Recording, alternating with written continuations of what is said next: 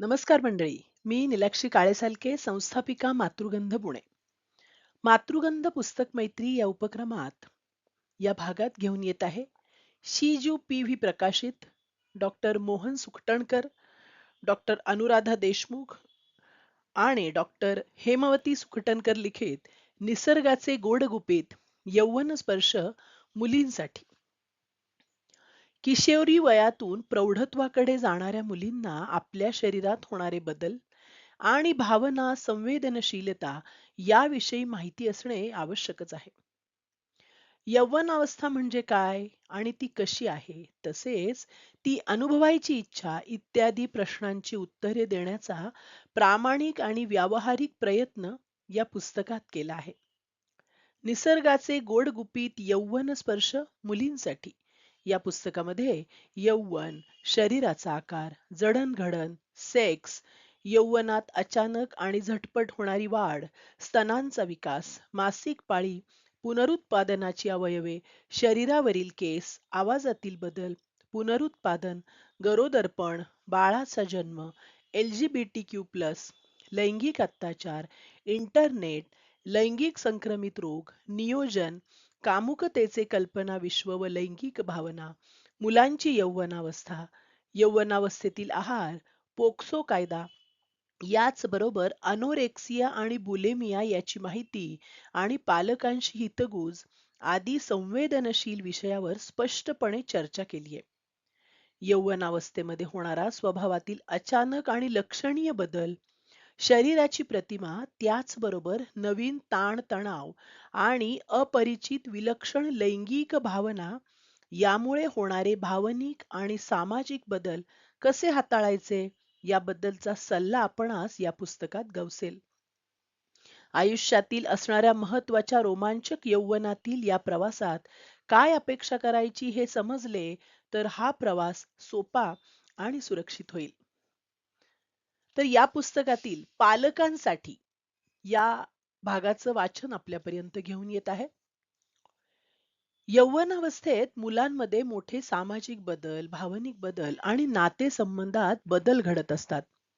हे बदल मुलांमध्ये स्वतःची स्वतंत्र ओळख निर्माण करण्यासाठी आणि प्रौढ कसे होतात हे शिकण्यासाठी होत असतात.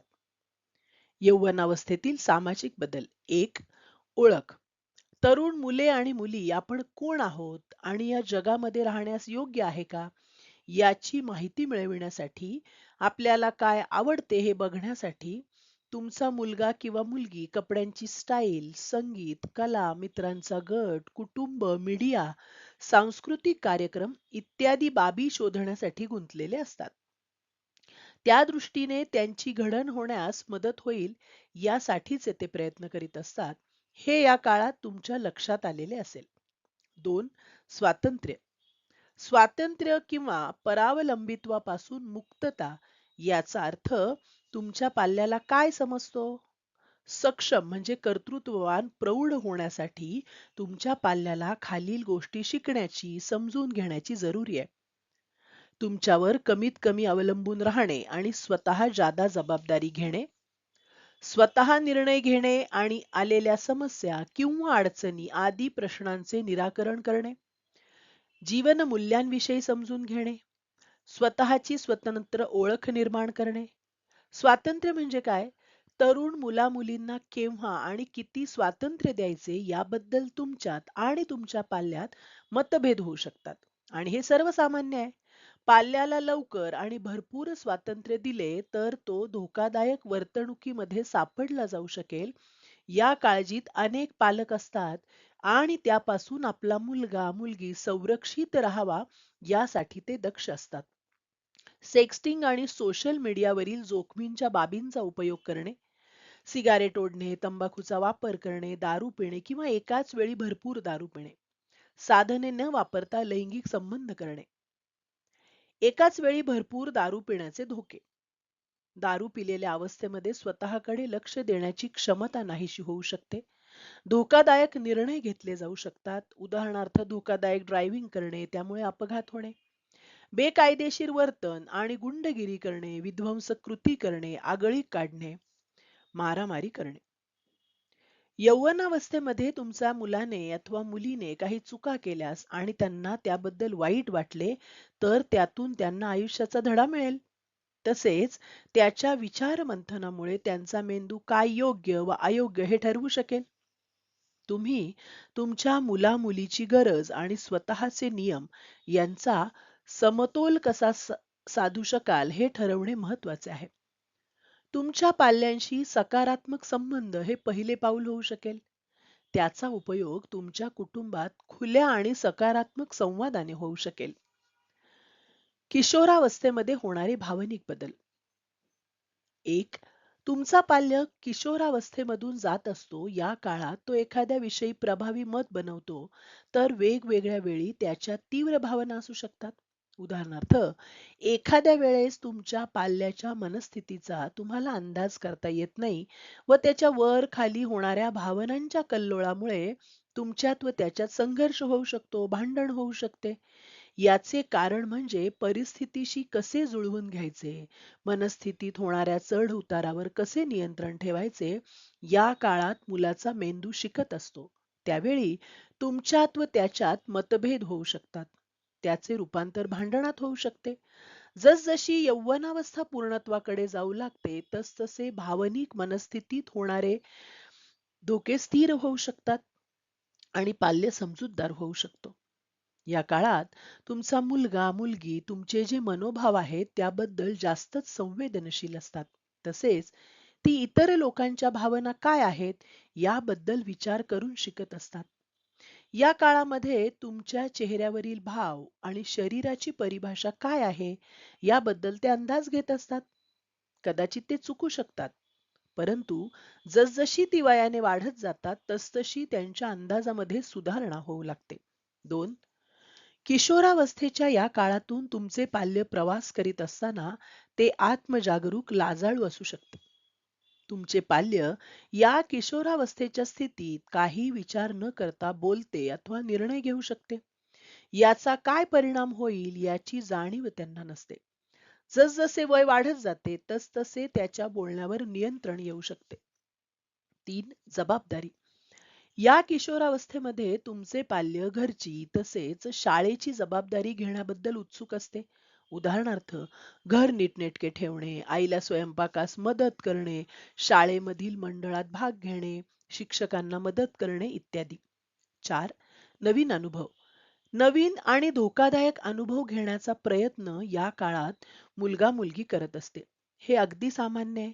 स्वतःची क्षमता आणि मर्यादा काय आहे, तसेच तुम्ही घालून दिलेल्या सीमांचे उल्लंघन केल्यावर काय होते, याचा ते अनुभव घेत असतात. याच वेळेस आपण स्वतः एक व्यक्ती आहे हे दाखवून देण्याचा त्यांचा प्रयत्न असतो. किशोरावस्थेतील या मुलांच्या मेंदूचा विकास होत असताना कोणतीही नवीन गोष्ट करत असण्यापूर्वी त्याचे परिणाम आणि धोके काय आहेत याचा विचार करत ते झगडत असतात. 5. मूल्ये. या काळात तुमचे पाल्य स्वतःची मूल्ये आणि नीतिमत्ता यांचा विकास करण्यास शिकत असते. ते अनेक प्रश्न विचारू शकतात. तसेच ते आपण केलेल्या कृतीबद्दल, निर्णयाबद्दलचे परिणाम काय होऊ शकतात व त्याला आपण कसे जबाबदार आहोत याचाही ते विचार करीत असतात. तुमचा एखादा शब्द किंवा कृती त्याच्या योग्य व अयोग्य या संदर्भात विचार करण्यास प्रवृत्त करू शकतील आणि त्यास आकार देऊ शकतील. 6. प्रभाव. तुमच्या पाल्याच्या मित्रमैत्रिणींचा त्यांच्या वर्तणुकीवर, पेहरावावर, आवडीवर तसेच स्व आदरभावावर प्रभाव पडू शकतो. असे असले तरी तुमची छाप त्याच्या दीर्घकालीन गोष्टींवर म्हणजे मूल्ये, आवडी, नीतिमत्ता यावर पडू शकते. 7. लैंगिकता.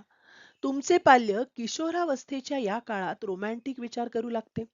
विरुद्ध लिंगाविषयी त्याला आकर्षण वाटू लागते. त्यांच्याशी जवळीक करण्याचा ते प्रयत्न करतात. या काळात तुमच्या सकारात्मक वागण्याचा परिणाम या लैंगिकतेबद्दल काय योग्य व अयोग्य आहे यावर होऊ शकतो. 8. माध्यम. जगाची माहिती करून देण्यासाठी अथवा मित्रमैत्रिणींशी संवाद, संपर्क साधण्यासाठी internet, mobile phone, social media यांचा वापर तुमचा पाल्य करीत असतो. या काळात या सर्व गोष्टींचा तो योग्य वापर करतो का? यावर आपले लक्ष असणे जरुरीचे आहे. यौवनावस्थेमध्ये होणारे भावनिक बदल. एक, मनस्थिती आणि भावना. तुमचे पाल्य यौवनावस्थेच्या या काळात तीव्र भावना दाखवित असते. आपणास अंदाज करता येणार नाही अशी मनस्थिती या काळात त्याची असते. त्याची अशी वर खाली होणारी भावना तिच्यात आणि तुमच्यात तंटा भांडण निर्माण करू शकते. याचे कारण आपणास माहीतच आहे की त्याची वाढ संप्रेरकांच्या प्रभावामुळे होत असते. या काळात झोक्याप्रमाणे वर खाली होणाऱ्या संप्रेरकांमुळे त्याच्या कमी जास्त होत असलेल्या भावनांवर कसे नियंत्रण ठेवायचे ते शिकत असते. यावेळी समंजसपणे त्याच्याशी वागणे जरुरीचे असते. 2. इतरांशी संवेदनशीलता. तुमचे पाल्य मोठे होत असताना इतरांच्या भावना काय आहेत हे ते शिकत असते आणि समजून घेत असते. याबद्दलचे कौशल्य ते आत्मसात करीत असताना इतरांचे चेहऱ्यावरील हावभाव आणि शरीरभाषा याविषयी योग्य अथवा चुकीचा अंदाज बांधू शकते. 3. आत्मजागरूकता. यौवनावस्थेतील मुले मुली आपण कसे दिसतो याचा विचार करीत असतात. त्याचा परिणाम त्यांच्या स्व आदरभावावर होत असतो. मुला मुलींचा विकास होत असताना आपल्या स्वतःच्या दिसण्याची त्यांच्या आत्मजागरूकतेला जाणीव होऊ लागते. त्यांच्या शरीराची तुलना ते त्यांच्या मित्र मैत्रिणींच्या शरीराशी करीत असतात. आपण चांगले दिसावे यासाठी ते प्रयत्नशील असतात. 4. निर्णय घेणे. अनेक वेळा तुमचे मूल तुमचे पाल्य कोणत्याही गोष्टीचे विचार न करता एकदम निर्णय या यौवनावस्थेच्या काळात घेऊ शकते. निर्णय घेण्याचे कौशल्य काय आहे ते हळूहळू त्यांच्यामध्ये विकसित होत असते. तसेच एकदम निर्णय घेण्याचे काय परिणाम आणि धोके आहेत ते अनुभवाने शिकू लागतात. नातेसंबंधातील बदलाव. तुमच्या पाल्यांमध्ये मोठा बदल तुमच्या निदर्शनास या काळात येत असतो की तुमचे पाल्य हे कुटुंबातील व्यक्तीपेक्षा त्याचा पुष्कळ वेळ मित्रमंडळींबरोबर घालवित असते. याच काळात ते तुमच्याशी जादा प्रमाणात वादविवाद करीत असते. आपले व्यक्तिगत स्वातंत्र्य मिळविण्यासाठी ते असे करत असते. अर्थात या काळात हे सामान्य असते. याचे कारण आकस्मिकपणे तुमचे पाल्य विचार करू लागते. अनेक मुद्द्यांवर प्रश्न विचारू लागते. याशिवाय काहीही कारण नसताना ते लोकांना अस्वस्थ करू लागते. आपल्या बोलण्याचा परिणाम इतरांवर कसा होतो हे त्याला या यौवनावस्थेच्या काळात समजत नसते. तुमच्यातील व पाल्यातील वादविवाद भांडण हे पाल्याच्या यौवनावस्थेच्या सुरुवातीच्या काळात जास्त असते. ते पाल्य परिपक्व बनत आहे याचे द्योतक असते. जरी तुमचे व तुमच्या पाल्यांचे वादविवाद जास्त प्रमाणात होत असले तरी तुमच्या संबंधांवर त्याचा दीर्घकाळ परिणाम होईलच असे नाही. या भांडणांच्या काळातून व्यवस्थित बाहेर येण्यासाठी तुम्ही एखादा मध्यम मार्ग शोधणे योग्य होईल, ज्यामुळे तुम्हा दोघातील संबंध खराब होणार नाहीत. 5 ते 15% मुले मुली ही अगदी टोकाच्या भावनिक क्षोभामध्ये असतात आणि ते आपल्या पालकांना जुमानत नाहीत. त्यांच्यामध्ये सतत भांडण तंटे होत असतात. यौवनावस्थेमध्ये मुलांच्या सामाजिक आणि भावनिक विकासात सहाय्य करणे आणि आधार देणे. यौवनावस्थेतून प्रौढावस्थेकडे प्रवास करताना तुमच्या मुलामुलीत भावनिक आणि सामाजिक बदल होणे हा त्यातील भाग आहे. यावेळेस त्यांच्यातील सामाजिक आणि भावनिक कौशल्य विकसित करण्यात तुमची मोठी भूमिका असू शकते. कुटुंबाशी आणि मित्रमंडळींशी घट्ट संबंध असणे हे महत्वाचे आहे. त्यासाठी मुलामुलींचा सामाजिक आणि भावनिक निरोगी विकास होणे गरजेचे आहे. मुलामुलींना सहाय्य करण्यासाठी तुम्ही खालील प्रमाणे मदत करू शकता. तुम्ही आदर्श भूमिकेत राहा. तुमच्या मित्रांशी, मुलांशी, सहाय्यकाशी, सहकार्याशी तुमचे सकारात्मक संबंध असू देत. हे संबंध पाहून तुमची मुले तुमच्यापासून इतरांशी असणारा आदरभाव, त्यांच्या अंतःकरणात शिरून त्यांच्या भावना जाणून घेण्याचे कौशल्य, सहानुभूती, भांडणे आणि मतभेद नाहीसे करण्याचे तुमची क्षमता आणि तुमची सकारात्मक असणारी भूमिका शिकवून घेऊ शकतील. उदाहरणार्थ, तुम्ही कंटाळलेले असाल, चिडचिडे आणि एककल्ली झालेले असाल, अशा वेळी जर मुलांनी तुम्हाला काही विचारले, तर न रागवता त्यांना तुम्ही सांगा की मी आता दमलेलो आहे. तुमच्या प्रश्नांविषयी आपण नंतर चर्चा करू. तुम्ही ताजेतवाने झाल्यानंतर त्यांच्या प्रश्नांची उत्तरे द्या. यावरून तुमची मुले तुमची आदर्श वागणूक आचरणात आणू शकतील. तुमच्या मुलामुलींचे मित्र कोण आहेत हे जाणून घ्या. तुमच्या मुलामुलींचे सामाजिक संबंध जपण्यासाठी, वाढविण्यासाठी त्यांच्या मित्रमंडळींची ओळख करून घ्या, त्यांची माहिती घ्या. घरामध्ये त्यांचे स्वागत करा. त्याचप्रमाणे त्यांच्या मित्रमैत्रिणींना तुम्ही किती महत्त्व देता हे तुमच्या मुलामुलींना कळू शकेल आणि त्यामुळे त्यांचे महत्त्वही राखले जाईल. जर तुम्हाला तुमच्या मुलामुलींच्या मित्रमंडळींबद्दल चिंता अथवा भीती वाटत असेल, तर त्यांना तुम्ही दुसऱ्या मित्रमैत्रिणींशी मैत्री करण्याबद्दल मार्गदर्शन करू शकाल. यामुळे तुमच्या पाल्याला नवीन मित्रांची चांगलीच संगत मिळू शकेल. जर तुम्ही भीती वाटणाऱ्या त्यांच्या मित्रमैत्रिणींना प्रतिबंध करत असाल, त्यांच्यावर टीका करीत असाल, तर कदाचित त्याचे उलट परिणाम होऊ शकतील. म्हणजे तुमचा पाल्य तुम्ही प्रतिबंध केलेल्या मित्रमैत्रिणींबरोबर जास्त वेळ घालवू शकेल. तुमच्या मुलामुलींचे म्हणणे ऐकून घ्या. यौवनावस्थेच्या या काळात तुमच्या मुलामुलींचे म्हणणे सक्रियपणे ऐकून घ्या. त्यांच्याशी तुमचे चांगले संबंध राखण्यासाठी हा प्रभावी मार्ग आहे. जेव्हा तुमचा मुलगा मुलगी तुमच्याशी बोलणार असेल, त्यावेळी त्याचे म्हणणे सक्रियपणे ऐकण्यासाठी तुम्ही जरी कामात असाल, तरी ते थोडा वेळ थांबवा. तुम्ही अगदीच कामात व्यग्र असाल, तर त्यांना आपण माझे काम संपल्यावर बोलू असे समजूतदारपणे सांगा. त्यांच्या भावनांचा आदर राखा. जरी तुमच्या दृष्टिकोनाविरुद्ध त्याचे म्हणणे असले, तरी ते तुम्ही समजून घ्या. तुमच्या भावना त्यांना उघडपणे सांगा. जर तुमचा मुलगा मुलगी विशिष्ट पद्धतीने वागत असेल, तर तुम्हाला त्याबद्दल काय वाटते हे त्यांना सांगा. त्याचा उपयोग त्यांना तुमच्या भावना जाणून घेता येऊन त्याला योग्य प्रतिसाद कसा द्यायचा हे शिकता येईल. यामुळे सकारात्मक आणि विधायक असा आदर्श नमुना त्यांच्या पुढे राहील आणि त्याचा उपयोग इतर लोकांशी कसे वागावे हे त्यांना कळेल. उदाहरणार्थ, तुमच्या पाल्याने जर शाळेमध्ये कशामध्ये भाग घेतला असेल आणि त्याने तुम्हाला सांगितले असेल, तर मला ते बघण्यासाठी बोलाविलेस तर फार आनंद होईल, असे सांगण्या इतकं साधं आहे. सेक्स, लैंगिकता, संबंध याविषयी त्यांच्याशी बोला. यौवनावस्थेच्या या काळात मुलामुलींना सेक्स, लैंगिकता आणि संबंध याविषयी कुतूहल असते, औत्सुक्य असते. याविषयी जर तुम्ही त्यांच्याशी उघडपणे तारतम्य राखून आणि आपले मत प्रदर्शित न करता बोलला, तर तुम्हा दोघांमध्ये विश्वास वाढीस लागण्यास त्याची मदत होईल. याबाबत मोठे भाषण न देता सहजपणे त्यांच्याशी बोला. या दरम्यान जेव्हा वेळ येईल, तेव्हा तुमच्या पाल्यांना याबाबत काही माहित आहे हे जाणून घ्या. त्यांना अयोग्य माहिती असेल तर ती दुरुस्त करा. त्याबद्दल सत्यस्थिती समजून सांगा. योग्य अशा लैंगिक वर्तणुकीबद्दल त्यांच्याशी संवाद करा. तुमच्या मुलाला हेही माहीत असू द्या की त्याला याबाबत काही प्रश्न, चिंता अथवा काळजी असेल तर तुम्ही त्याच्यासाठी केव्हाही उपलब्ध आहात. पोर्नोग्राफी संबंधी सध्याच्या युगात इंटरनेटमुळे पोर्न फिल्म बघणे सहज शक्य आहे. त्यामुळे मुलांवर लक्ष ठेवणे गरजेचे आहे. मुले पाहत असलेल्या साइट्स चुकीच्या नाहीत याची अधूनमधून खात्री करून घ्यावी.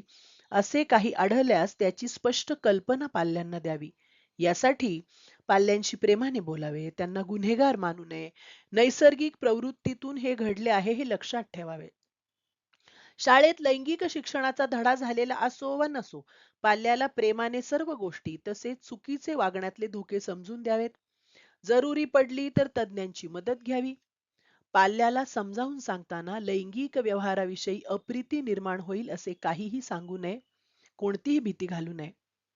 योग्य वयातील स्त्री पुरुष संबंध, त्यातील प्रेम भावनेचे महत्त्व, त्यातला आनंद समजावून द्यावा. कामभावना मनात येणे नैसर्गिक आहे, पण त्यावर विवेकाचा अंकुश का महत्वाचा आहे हे पाल्यांना समजून द्यावे. पालकांनी स्वतःचे वर्तन, सवयी चांगल्या राहतील याची खात्री करून घ्यावी. कामभावना ही एक अतिशय सुंदर, नैसर्गिक, आदिम भावना आहे. मानवामध्ये ती प्रेम भावनेशी, स्त्री सन्मानाशी, जबाबदारीच्या जाणीवेशी विवेकाने जोडली जायला हवी. कळ्यांचं फुलांमध्ये रूपांतर होताना ही जाणीव पाल्यांमध्ये रुजवायला हवी. सकारात्मकतेकडे लक्ष केंद्रित करा. अनेक वेळा तुमच्या पाल्याशी तुमचे भांडण होत असेल, तुमचा पाल्य उदासीन असेल, अशा वेळी तुमच्या पाल्याचे सामाजिक आणि भावनिक विकासासाठी सकारात्मक दृष्टिकोन मजबूत करण्याकडे लक्ष केंद्रित करा. उदाहरणार्थ, तुमच्या पाल्याला चांगले मित्र आहेत याबद्दल त्याचे कौतुक करा. त्याचप्रमाणे तुमच्या पाल्याला अनेक गोष्टींमध्ये अभिरुची आहे. तो शाळेत वेळेत जाऊन कसून अभ्यास करतो, खेळामध्ये भाग घेतो, याचेही तुम्ही कौतुक करा. तुम्ही तुमच्याकडे लक्ष द्या. तुम्ही स्वतःची सर्व कामे करीत असताना तुमच्या पाल्याची तुम्ही काळजी घेत असता. तसेच त्याला खेळण्यासाठी घेऊन जाणे व सामाजिक उपक्रमात भाग घेण्यासाठी तुमचा वेळ काढणे व त्यात गुंतून जाणे या बाबी सहजपणे होत असतात.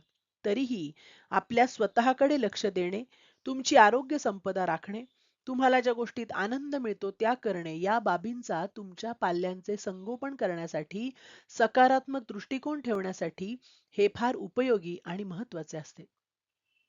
स्वतः शांत राहण्यास, दृढ राहण्यास, ताण-तणाव आणि भांडणे यांच्याशी सामना करण्यास तुमचे शारीरिक आणि मानसिक आरोग्य चांगले राहणे हे तितकेच महत्वाचे आहे.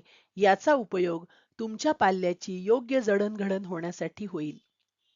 यासोबत आपल्या मुलांशी कसा संवाद साधावा किंवा त्यांना आयुष्याची ओळख कशी करून द्यावी याकरता नक्की वाचा निसर्गाचे गोड गुपित यौवन स्पर्श.